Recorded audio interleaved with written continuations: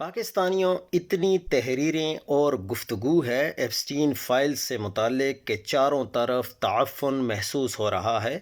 انسانیت اتنی گر سکتی ہے اس نام نہاد ترقی کے ساتھ واقعی روحوں کا تعفن ہے۔ ہمیں کل اپنے دوست سے فون کی ایک تفصیلی گفتگو یاد آئی۔ اس کے قریبی دوست جو بریڈ فورڈ میں تھے، ایک طویل عرصے سے 4 بچوں کی تربیت کی فکر کھائے جاتی تھی۔ اس ماحول میں یعنی وہاں جہاں پر وہ رہ رہے ہیں یعنی یو کے میں بچوں کو لے کر 2 برس پہلے پاکستان شفٹ ہو گئے۔ بڑے جو ان کی اولاد ہے انہوں نے اسکول پاس کیا، وہ پریشان رہتی تھی کہ واپس جانا ہے، پاکستان میں دل نہیں لگتا۔ اور پھر ایک صبح وہ کمرے میں نہیں تھی اور ایمبیسی والوں کا میسج تھا کہ وہ ہماری تحویل میں محفوظ ہے۔ وہ خاموشی سے گھر چھوڑ گئی۔ اس صدمے سے باپ کو ہارٹ اٹیک ہوا اور اس وقت آئی سی یو میں وہ موجود ہیں۔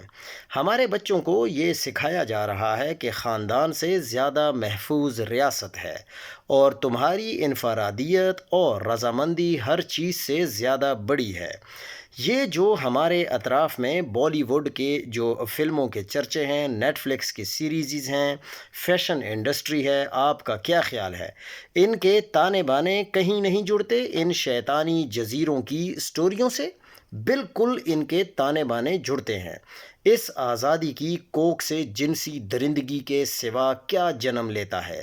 وہ ایک جزیرہ تھا جہاں کوئی انفرادی بدماشی نہیں، سرمایہ دارانہ استحصال تھا۔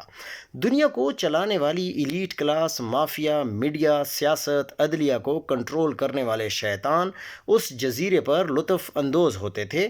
ہم تیسری دنیا کے لوگ اپنے بچوں سے کہتے ہیں دنیا کے مہذب ملکوں میں یہ ہوتا ہے، تو یہ ہے دنیا کی تہذیب رکھنے والے ممالک۔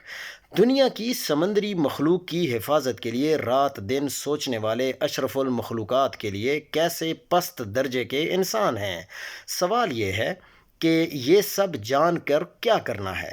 بس اب اپنے خاندان کو محفوظ کرنا ہے، بچوں سے فاصلے کم کرنا ہے، بچوں کو صرف نماز روزہ ہی نہیں زندگی کا مقصد بتانا ہے۔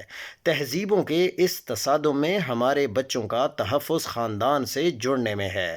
خاندان کے دائرے کا مرکزی کردار والدین ہیں۔ ان کے بیچ اختلافات کم ہوں گے تو بچوں کی تربیت پر بھی بھرپور توجہ دے سکیں گے۔ اپنی اولادوں کو مادہ پرست بنانے کے بجائے وقت کے چیلنجوں سے نمٹنے کے لیے تیار کرنا ہے۔